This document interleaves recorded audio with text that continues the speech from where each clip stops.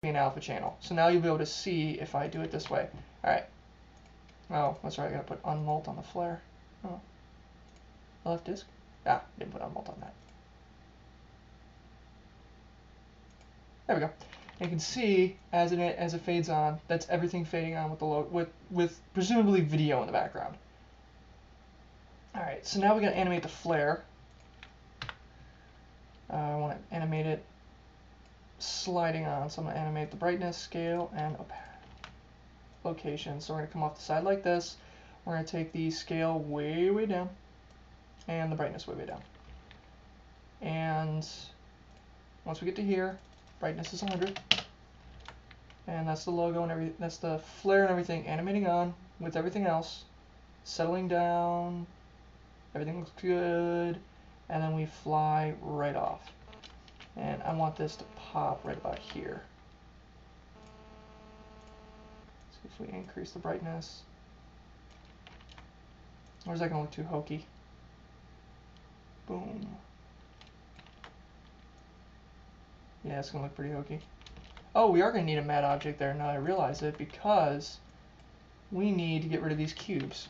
Okay, so we need to put a matte object in, not a problem. Our CG Tooth Plus logo, we're gonna, let's see here, we're going to tie it to the Toots font, right? Because that just comes straight out. Yeah, that's what I want. Oh no, I want it to be, that's right, we told him it was gonna come out the hole, so I need to do the CG, my bad. Alright, so this is gonna be CG matte object. Get rid of that. Alright, now we have to do a little bit of work here. There we go. That was a lot easier. Get rid of view. Alright, so here's our matte object. We want to do the inside of this G. So we bring up our spline, and we're going to get rid of all the splines on the C. That's much easier. And all the outer splines on the G, because we're going to be making a matte object with this. And that circle, good, the hoop is the only thing left. So when we fill this in, look at that. Now we have a filled in donut hole of the G. That's the only way I can describe it. Alright, we're going to take this down to 10. Yeah, it's going right at the camera. Whoops. Now,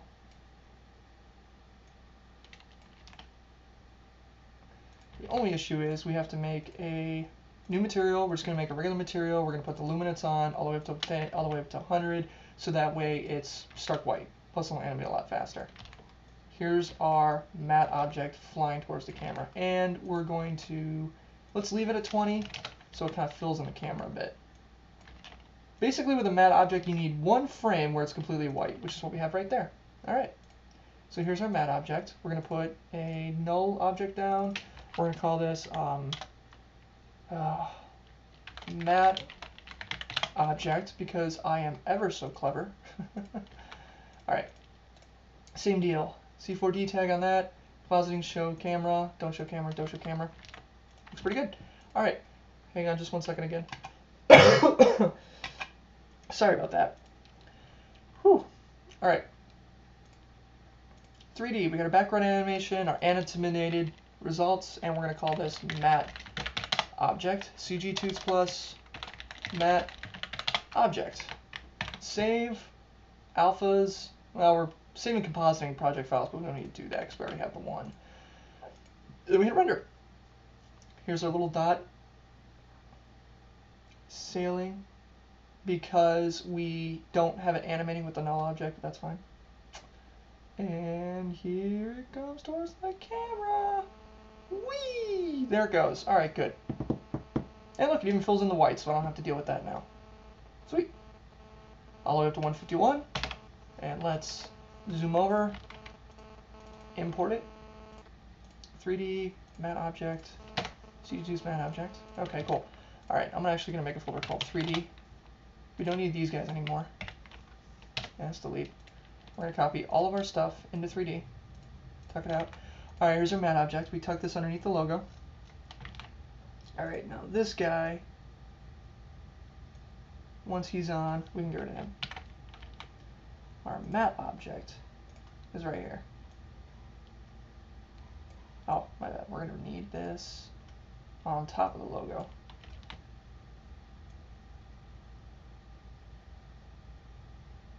There we go. Alright, we're going to bring it in right about there, so we're going to take the opacity.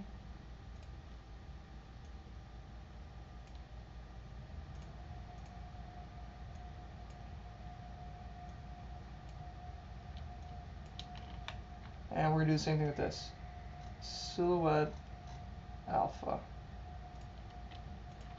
Oh, we're cutting in right there. Oh, okay, so I don't have to make it that deep. Alright, we're just going to do a quick re-render right here, because this is super deep and I don't want to go back and recomposite everything. So we'll just make this 3 meters deep, so that way it's really, really shallow. Yeah. And we'll get rid of the caps too, because we don't need those either. Oh, well, we need a cap. We still need it to be, yeah, there we go. Alright, we'll render this again. There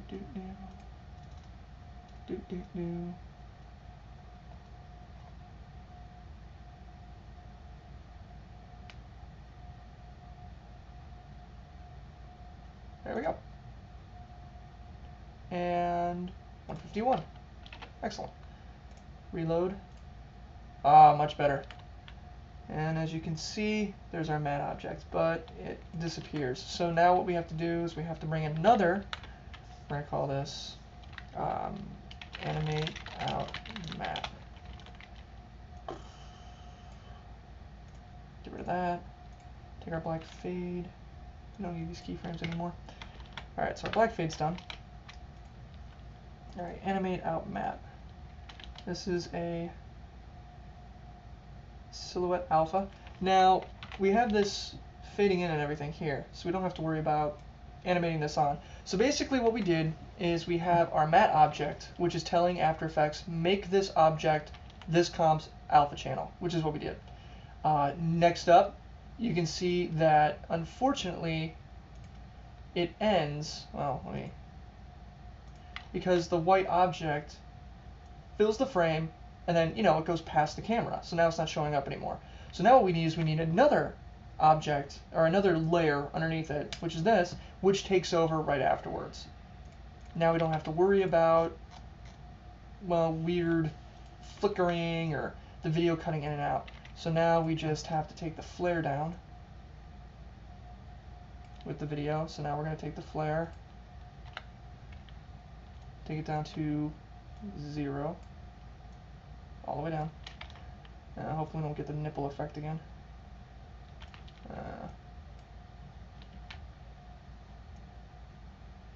Oh wait, no, that was my burst. I wanted my burst. Yeah. Alright, I want to keyframe all these keyframes here. And this is just going to come right up. Oh, I forgot to reset the matte object. Silhouette alpha. There we go. Yeah. And then I want to fade this out like so. And I want this to kind of follow, not those keyframes, I want this flare to kind of follow the 3D as it goes out. And because it's going so fast, I don't have to worry about anything too crazy, so I can just bring it out like that. I mean, that's fine. That'll get the job done. Huh, thought I shut off my email. Well, that's too fast, actually.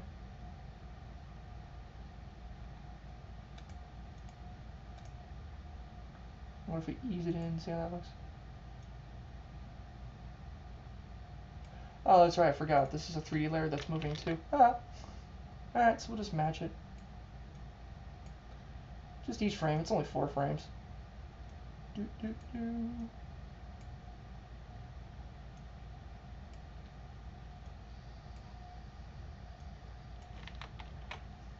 we're going to get rid of our flare.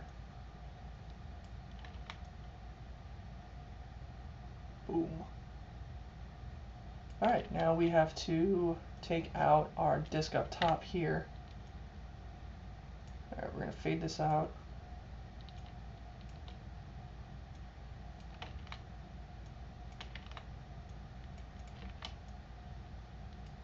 to fade it out of the top too. So we're going to bring it in a little early, so it really gives a sense of scope. Yeah, that looks pretty good. Alright, and now we have to get rid of the particular as well. We'll do that with the same with the this white light up top. We'll kill it at the same time, so kind of makes it easier on us.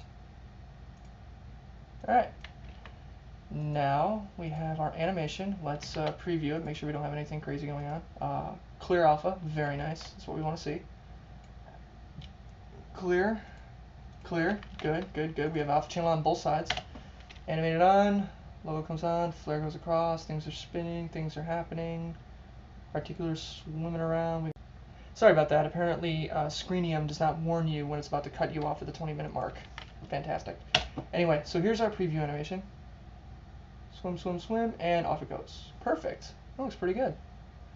I mean, everything's moving and swimming, and you know, we got good eases. Things are animating. I mean, you know, the cubes don't stop and stutter. Nothing's moving around too much back here. I mean, I think the particular's swimming a little too much, but we can fix that. Yeah, that particular's way too active. Let's take it down a notch. Let's solo it so we can see it. Yeah. Yeah, it's swimming around way too much. I want to take it, let's take the velocity down to 60.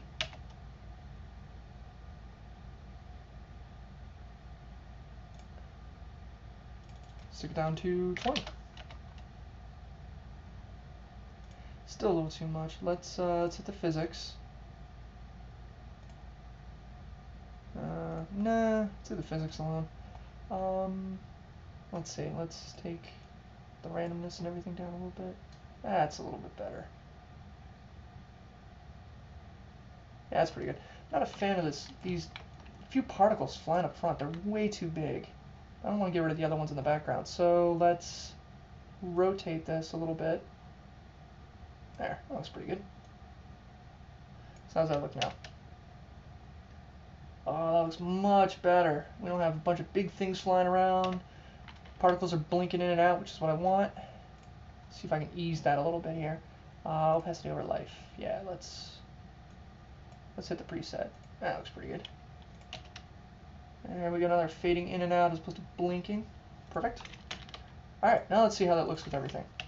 We got so much animating, so much flying around. I have the particles swimming around way too much. Well, they're barely moving. Alright, let's increase the velocity then.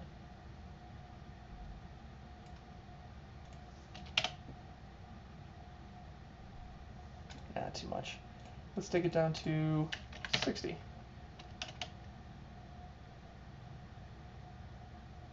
So I got a huge ass. I don't like that there. All right, let's rotate it some more. I just don't like those. I just don't like giant particles flying towards the screen. Well, you know what? Well, this is an ad layer. That's a little bit better. Stuff's flying around. Looks pretty good. It's not distracting too much. All right, cool. All right, let's render this. We're gonna render a preview for the client. I highly advise. Well, no. I highly advise you make presets. Like I do, test render.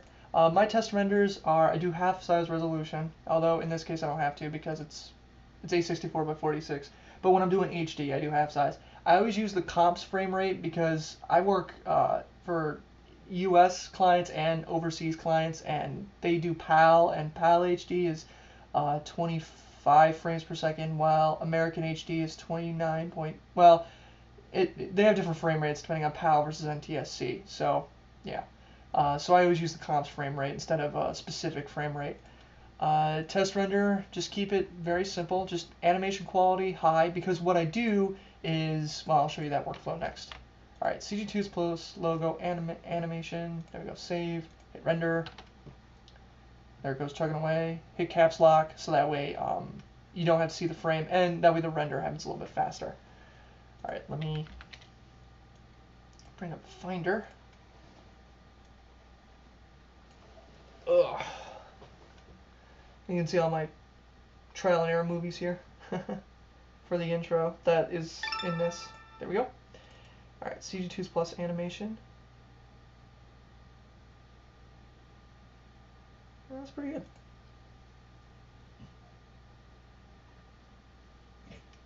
Yeah, alright. So now I'm going to export this out of QuickTime Pro onto the desktop. Actually, I'm going to put this as to client. This is going to be animation. And then there's the logo animation. I use specific ones. This is where I compress it into H.264 for clients. I don't like using After Effects for that because just, I don't know, for some reason Adobe doesn't like using codecs that Adobe doesn't make. It just seems that way. Quality high because I've set the quality in the animation as opposed to here.